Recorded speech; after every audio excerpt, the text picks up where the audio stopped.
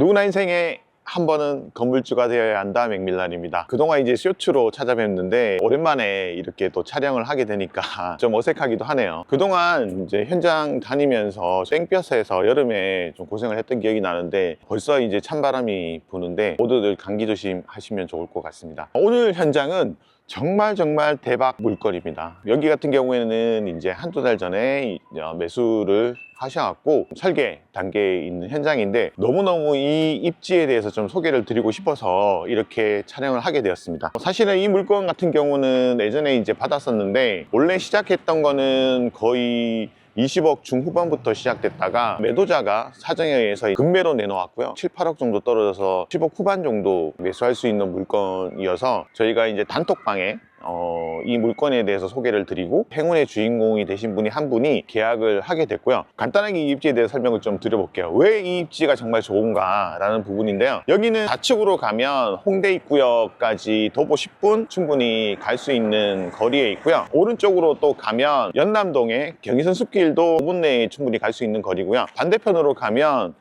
내부순환도로 해서 그 외곽을 타기에 되게 좋은 입지에 있는 부분이 있고 최근에 이제 또 호재가 터졌죠. 대장홍대선이라고 해서 부천의 대장지구에서부터 시작해서 이제 강서구, 양천구 쪽 타고 들어와서 일자리가 많은 DMC하고 덕원지구 넘어서서 이쪽에 도보 3분 4분 정도 거리 내에 대장홍대선이 있고요. 종점이 홍대 입구역까지 이제 연결되는데, 그렇게 되면 사실은 여기가 홍대 입구역 2호선하고 공항철도 홍대 입구역하고 한 10분 정도 거리여서 역세권이라 보기에는 좀 애매한 거리였지만 착공을 하게 되면 그 부분에 대한 입지적인 수혜를 훨씬 더 받지 않을까라는 부분이고요. 그것보다 그냥 여기 자체가 대박이에요. 그럼 보시면 여기가 거의 20m 도로거든요. 지금 여기 상권 자체가 엄청나게 발전되어 있다고 보시면 될 것 같아요. 이쪽에서부터 쭉 보시면 밥집, 술집, 커피숍 뭐 이런 게 군데군데 퍼져 있고, 특히 이제 마포 같은 경우는 아무래도 이제 YG 엔터테인먼트가 있다 보니까 중소규모의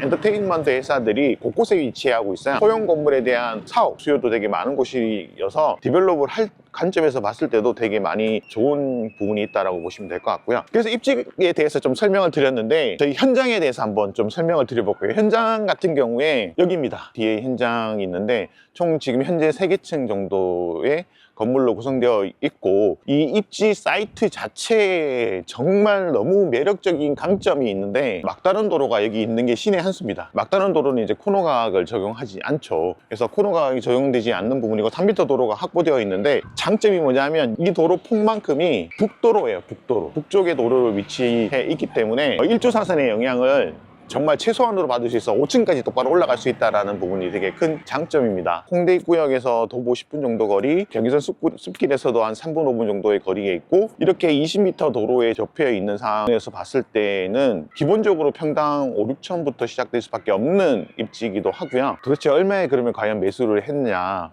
토지가 이제 기본적으로 46평 정도 되는데 매매가는 이제 20억이 안 돼요. 18억 중반대 정도로 이제 계약을 했고 평당 4천만 원 정도 계약을 했어요. 그래서 이 근처에 나온 매물 대비했을 때 평당 한 2천 정도는 싸게 매수를 했지 않나. 10억 정도 이상은 정말 저렴하게 매수를 했다라고 생각을 하고 있고요. 어떤 식으로 디벨롭 할 건가에 대한 고민을 많이 했어요. 여기 같은 경우는 사옥이라든지 올근생으로 건물이 구성되어 있기 때문에 충분히 올근생으로 하더라도 임대가 잘 나갈 수 있을 거라는 부분에 대한 확신이 있어서 올근생에 대한 부분도 고민을 해왔는데, 제가 봤을 때 그 경의선 숲길도 있고 홍대 입구역에서 가깝기 때문에 이 근처에도 보면 에어비앤비라든지 게스트하우스라든지 그런 숙박업에 대한 활용을 되게 많이 하고 있는 곳이 이곳이기 때문에, 그래서 저희가 이제 총 5개층 구성했을 때 1, 2층 같은 경우는 당연히 여기가 근생이 잘 되고 있으니까 근생으로 했고요. 3, 4, 5층은 다각으로 투룸 또는 3룸 위주로 해서 구성해서 한 6개 정도 구성을 했습니다. 그렇게 해서 에어비앤비 또는 이제 숙박업의 부분의 타겟으로 해서 신축을 계획하고 있고요. 지금 단계로는 설계를 거의 확정을 하고 있고, 이제 시공사 선정하기 위해서 시공사들 미팅하고, 그리고 건축되는 현장에 대한 시공 요청서를 작성하고 있는 단계라고 보시면 될 것 같고요. 예상적으로 만약에 저희가 자금을 계획하고 수익성 분석을 했을 때 기준으로 봤을 때는 거의 여기 10억 정도 자기 자본이 들어가는데 1년에 1억 이상은 월 현금흐름 이자 빼고 다 빼더라도 1억 정도 이상은 임대 수익으로 창출되지 않을까라는 생각이 듭니다. 연 10% 정도 수익률이 기대가 되는데 서울의 시내에서 이렇게 핵심 입지에서 토지를 매수해서 신축을 했는데 수익성이 10% 난다? 없습니다. 뭐 강남 같은 경우는 1% 2%도 정말 대박이다, 3%도 대박이다 이렇게 얘기하는데 정말 4%대만 맞춰도 임대 수익률이 되게 높다고 하는데 저희는 이렇게 신축을 하면 뭐 최소 6%, 7%, 10% 이상의 수익성을 낼 수 있기 때문에 기대를 하고 있고요. 그래서 여러분들도 그 지금 오늘처럼 이렇게 매수하신 그 건축주분들처럼 되실 수 있으니까 저희 공존 그리고 맥밀란을 찾아주시면 큰 기회를 같이 할 수 있지 않을까 싶습니다. 오늘도 이렇게 긴 시간 동안 시청해 주셔서 감사하고요. 꼭 좋아요, 알림 설정, 그리고 구독 부탁드리겠습니다. 감사합니다.